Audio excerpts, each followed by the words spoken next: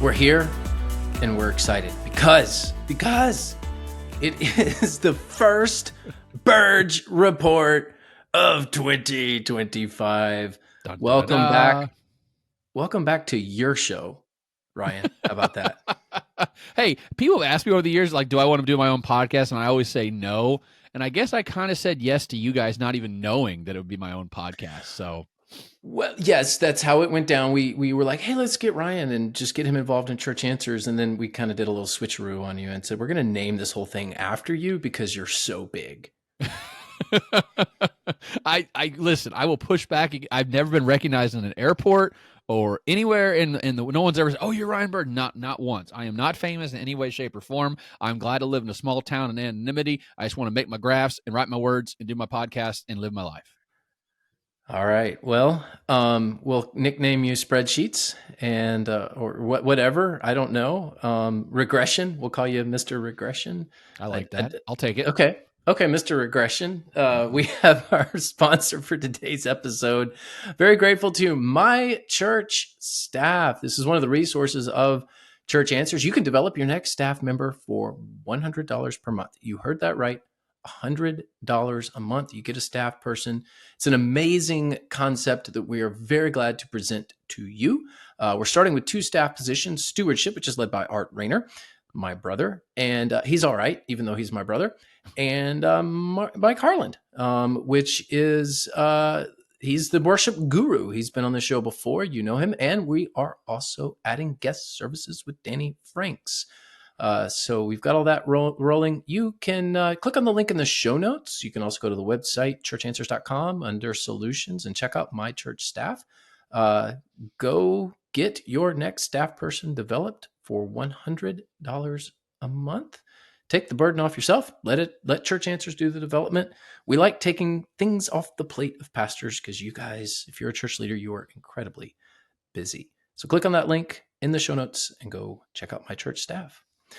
All right, Ryan. So we're, the title of the episode here is like the new era of American religion. And I think us commentators are very guilty of saying, this is new, this is fresh, this is the moment in which everything changes. But we kind of are there a little bit. And I want you to walk everyone through this inflection point. So let's start with, what is an inflection point statistically? Because that term gets thrown around a little bit. And what are we seeing now in American religion? Well, Sam, an inflection point is a time. It's when you look at a trend line. It's almost always a line graph. You can see the line is moving in one direction for a long time in the same general trajectory for a long time, and then it stops moving in that trajectory and moves into a different trajectory after a specific point in time. And, usually it goes down for a long time, then it maybe goes up or goes down and levels off, or goes up and then goes down, or goes up and levels off. When we talk about this conversation, the inflection point here is that the nuns, N-O-N-E-S, non-religious Americans, has been rising fairly consistently now since the early 1990s. So if you look at the graph, it's like flat and then up, like a hockey stick is the way that some people describe it. 1972 to like 1991 or so, the share of Americans who are non-religious, about 5 or 6%, almost every year. Very, very consistent. It's kind of a boring graph. Like, I can't imagine being a social scientist in 1988, like trying to study non-religion, because it's like, it's 6% of the population. It's always been 6%. And then from that point forward, it just went boom. Like from 1991, 1992, and then just upward and upward and upward. And then it was just jumping 2 points a year, 1 point a year. And then all the way into 2021. And the share of Americans who are non-religious hit about 28%. In other surveys, it got above 30%. But I always tell people, like, the share of Americans who are non-religious is about 30% or so, depending on how you measure it. And then something really interesting happened in that the rise of the nuns has stopped. Now, I want to be clear about what I'm saying here. It has not, I don't think you can say it's reversed itself. Like, it's not going down, but this is something I saw in the data, and I was like, hold on, I'm not going to get over my skis here. I'm not going to try to oversell the point. I'm not trying to find something when there's not anything there. Because if the data goes up 1 year, for 5 years in a row, then goes down for 1 year, you don't know if it's going to go up the next year or down the next year. Like that 1 point does not a trend line make. And so I was waiting. And I saw this in the GSS. And then I saw in other data sets that asked the similar questions about religion. And now there are at least 3 data sets that point to the same conclusion. And that is the rise of the nuns has stopped in the last 3 or 4 years, which is a huge deal because we lived through 30 years of dramatic increases. And then we're seeing this kind of leveling off effect. And I don't think we fully understand what that means just yet. This is an exciting point for me as a pastor. Does this mean that culture is shifting and that receptivity is going to be greater to the gospel? Um, I don't know, but that's my hope as somebody who is quote unquote in the business of church. But talk to the pastors out there. So this does not mean that revival is in the land. This does not mean that, hey, we're no longer a secular culture. We're going back to being a Christian nation. That's not what this means, but it is something to pay attention to. So on a sliding scale a little bit here, like what would you say is like, okay, this is something. Mm-hmm. I would put myself in the cautiously optimistic category, right? I mean, I think I always try to say, like, why could this argument that I'm making be wrong? You know, what's the data on the other side? What would the pushback be here? Let me be clear about a couple points here. One, I am not saying there's some sort of mass religious revival going on in America. There is no evidence of a dramatic increase in religion in this country. That let's just Unless you're part of the Orthodox Church. Oh my gosh. Like that became like I literally had 3 people and really high level people too, by the way, like names that we all would know, like texted me and goes, "Is this real?" And I'm like, if it is real, it's so small, it's unidentifiable. Like for those who don't know, the New York Post ran a big story about a lot of men leaving evangelicalism for Orthodox Christianity, like Greek or Russian Orthodox Christianity. And by the way, their own data says there's only 200,000 Orthodox Christians in America attending worship on a regular basis. So, like, if you added 500, that's a lot, like, numerically for them and statistically. So, the answer is I can't measure that, so stop asking me. Orthodox Christianity matters because everyone matters, but they're 1% of America when evangelicals are 20% of America, Catholics are 23% of America. You know, like, it's just a rounding error at the end of the day. So, we're not seeing a religious revival. Okay, let me be very clear about that. This is not the Second Great Awakening, the Third Great Awakening, the Fifth Great Awakening. This is not George Whitefield out. This is not Billy Graham. Okay, what we're seeing here is the data levels off. The share of nuns is staying the same. So that's one really important point. So no one listen to this and write some blog post where Brian Burge says religion's coming back in America. I'm not saying that. 2, the nuns will continue to rise. Okay, let me be very clear about that point too. We will not be 30% nuns in 10 years. And the reason I know that mathematically is the share of Generation Z that are nuns is about 42%. The share of boomers who are nuns is about 22%. So guess what's going to happen over the next 10 years is a whole lot of boomers and a whole lot of silent generation people are going to die. And who are they going to be replaced by? They're going to be replaced by more and more Gen Zs who are moving into adulthood, becoming 18 years old. And Gen Z is a whole lot less religious than millennials, which means that the share of Americans who are nuns is going to creep up over time because of that generational replacement thing that we're talking about. So this is just a lull. I don't know how long it's going to last, but we will you can bet the farm on this. In 20 years, America is not going to be 30% non-religious. It's going to be higher than that. Now, we can debate about how much higher than that's going to be. I would say probably on order of 40% non-religious. So this 30% is a nice little blip, and it's a little plateau in the data, but it will not last unless, to go back to point 1, there's a massive religious revival in America among young people. And something to note about the GSS and some of these other surveys is that they are not counting minors, if I don't. Correct. So you also have to factor in these are people who are 18 years and older. Mm-hmm. So that data does skew a certain way because of the ethics of measuring things among people who are not adults in the United States. There's some things that you have to do to research children that prevents us from measuring things like that among the youngest generation. And Yeah, ethically, it's really hard to measure kids. Like, you have to get through so much approvals, and it costs a ton of money.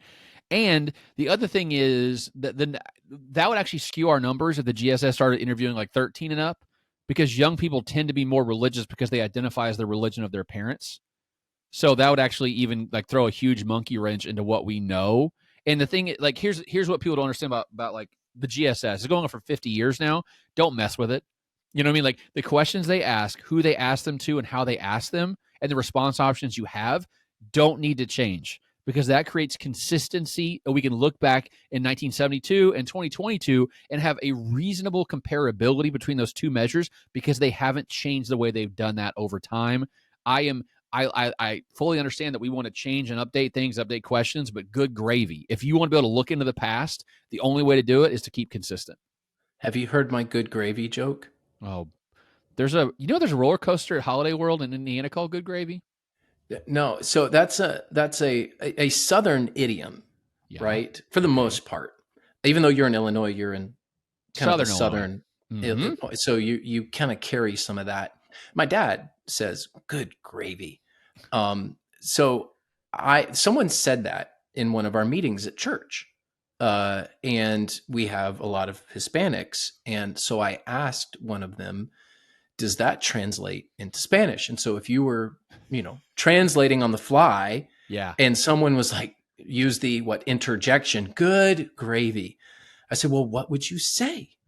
And they would say, well, we don't have a word for gravy. So it would just be buena salsa. So now, Good now salsa. anytime, now anytime someone says good gravy, I always go buena salsa, buena salsa. So buena salsa, Ryan, buena Buena salsa. salsa. I like that. That's good. Buena Yeah. salsa. Yeah. But let's talk about the generational breakdown here, Yeah. because the generational difference between the religiosity, let me get that word out, Yeah. of millennials and Gen Z is actually pretty small. Like, there's not that much difference between these two generations. Mm-hmm. So there is the flip side of this argument is religion in America the future of religion in America seems to be more stable Mm-hmm. than it is declining. Mm-hmm. If that's a fair way to look at it. So I'm going to look at it from an optimistic lens. We're not seeing the great degradation of religion. It's not growing so much as it is just kind of flatlining. Is that a fair thing to say? And that's what we would expect to see in the future.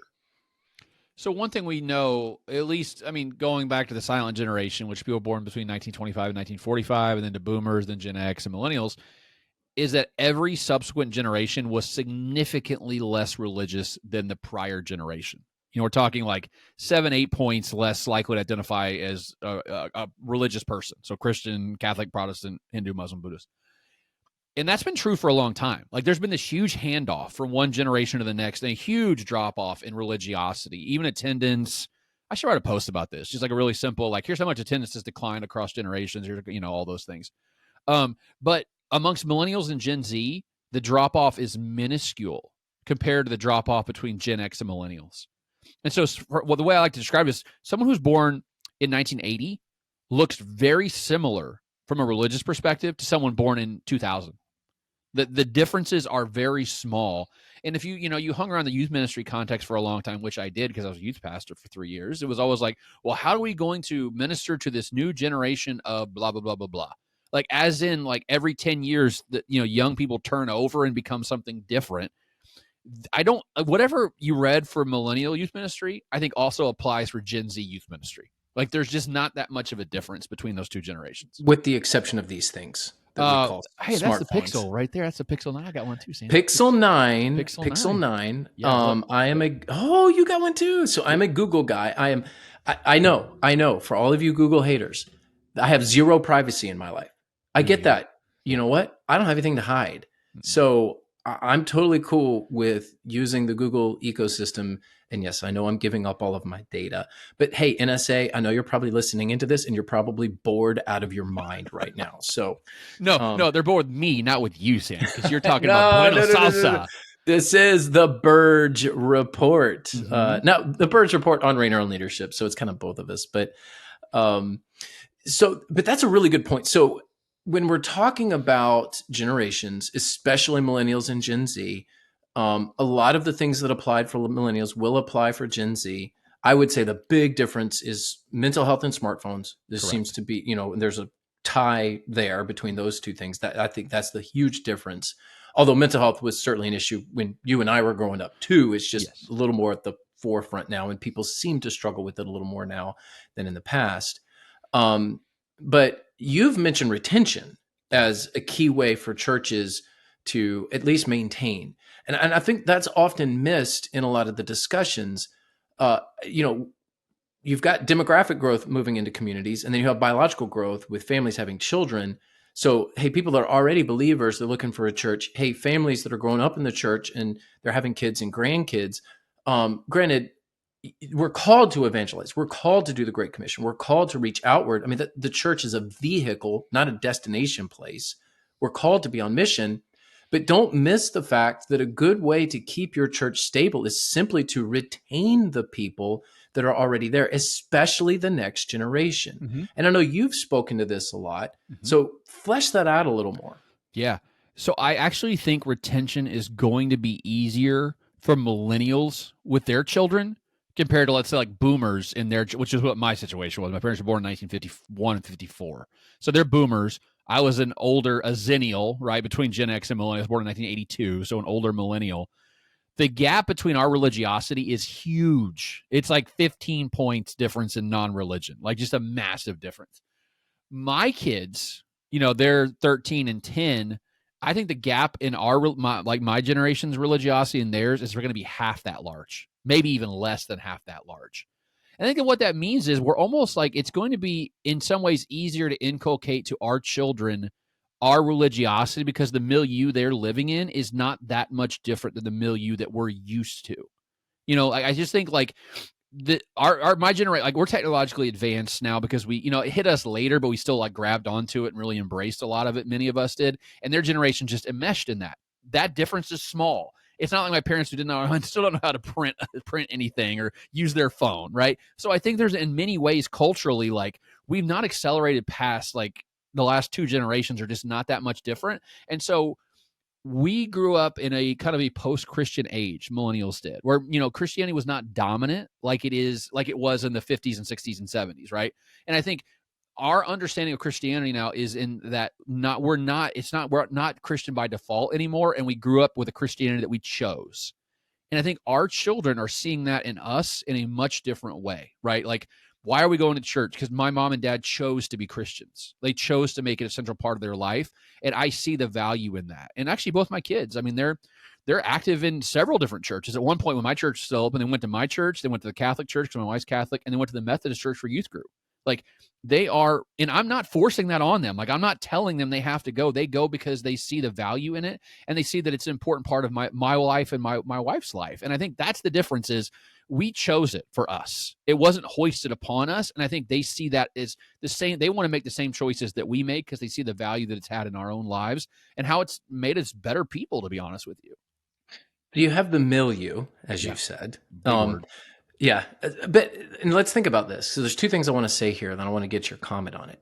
One, the milieu is still the world of the boomers too. So I grew up in a world where the president was a boomer. Guess what? My kids are growing up in a world where the president is a boomer. So it is still to some degree, and you as a political scientist could probably speak to this a little bit, and a social scientist. It's that whole idea of like they're still in charge. So a lot, my generation and my kids' generation are experiencing, at least economically, to some degree, and culturally and politically, a lot of what I experienced. Mm-hmm. So there's that. And secondly, mobility rates are way down with people, particularly millennials. We can't afford to move, so we're staying put. So this idea of retention is actually easier among younger generations because younger generations are moving at far less rates than what the baby boomers did when they were coming of age. Mm-hmm. So if you get young families, you're likely to keep them. And if Mm-hmm. you get millennials with kids, they're kind of growing up in the same world as each other. The 90s, yes, were very different from today. I get that with music and things. But in terms of the actual social context, there are a lot of similarities. Mm-hmm. So if you find ways to reach them, there's that outreach side of things, you're likely to keep them. To Ryan's point, work on retention as much as you do outreach, and you're likely to have a healthier church. So walk me through, I kind of spoke some of my opinions there. Am I off? Am I missing something? No, I think the piece about moving is really. I saw that on Twitter, and I was like, man, that's a really that's a thoughtful data point. People are moving less now than they have in the last 30 years. Far less. Far less. I think what 2% of people move every year or something like that. Like it's insanely low. The mobility rate is down below 10%. It used to be as high as like 30 to 40%. And that's something that like almost cuts across like what I would have thought differently, because like, you move to find a job. You move because you live in a small town. You want to live in a big city. You want to move to the South because the weather's better, or what? Pick your thing, right? While you move, all the narratives are people are moving far less. Mm-hmm. The baby boomer generation moved a ton, mm-hmm. and people just are not moving at the same rate. It goes against what you hear in like mainstream media. Yeah, and I think it's like the whole this generation's so transient, right? Like they don't have They're not. don't build. Yeah, they're not transient. They actually build least transient generation since we've been counting. Mm-hmm. And even my own life is a real testament to that, because I live within 25 miles of where I was born. I've never lived more than 55 miles from where I was born. My family, my wife's family, all live within a half-hour drive of where we live. Right? I mean, like, we chose this job in large part because of the geography of the whole thing. Like, we knew the value of family and community and being comfortable in a region that we're comfortable with. And the thought of moving, honestly, does not appeal to me very much at all. It'd take a very, very specific set of circumstances for us to leave this area. And I think that's the other part of it is, and this is actually an interesting thing too to think about, is we have a lot more two income households than we used to have. And so to move, you have to find incomes for both people, not just one person, which makes moving a lot harder than it used to be. And I think we also have to think that side of things too. Like, so it's not just because like a willpower thing or a desire thing. It's also a financial thing, is that people want to be where they are, because it's honestly a huge pain to uproot both your incomes, both your workplaces, both your routines, and go somewhere else. But it also means from a church perspective, the people that are in your community right now are going to be in your community in 10 years, 20 years, and 30 years. There's not going to be this like revolving, unless you're like in a military town. I think like there's exceptions to this rule, obviously, or like a real tech town like Austin or San Francisco, where there's a lot of in and out. The average town, it looks a lot today like it looked like 10 years ago, and it's going to look a lot 20 years from now like it looks like today, which means don't bank on a bunch of people moving in to drive your growth. Focus on what you have right now, and be willing to pour into people, because they're not going to leave tomorrow. The vast majority of them, they're going to be part of your world for a long, long time. And by the way, all the data says that like building deep ties and real relationships with people is some of the best thing you can do for your mental health. So build those deep ties. Yeah, join a civic organization, join a bowling league, and go to church. Those are, listen, it's amazing what some very simple things can be done in your personal life to help you avoid loneliness, to feel connected, and to help your mental health. We have spent too much time as a society with our downtime in front of screens, whatever those screens may be, and we need to start focusing on being around people. Now, that's easy for me to say because I'm an extrovert and I like being around people, but I know it's not for everybody. I know that. And can I point the audience to a great documentary? It's on Netflix called Join or Die. And it actually highlights the work of Robert Putnam, who wrote Bowling Alone, which is basically about the collapse of American community. And it has these really great stories about people joining organizations like the Odd Fellows or church or the local bicycle club. And it really makes you go like, man, like I understand why I don't feel as good. And I know there's easy ways to fix it. And these are honestly easy fixes, guys. We're not asking you to go on a crash diet or work out 4 hours a day.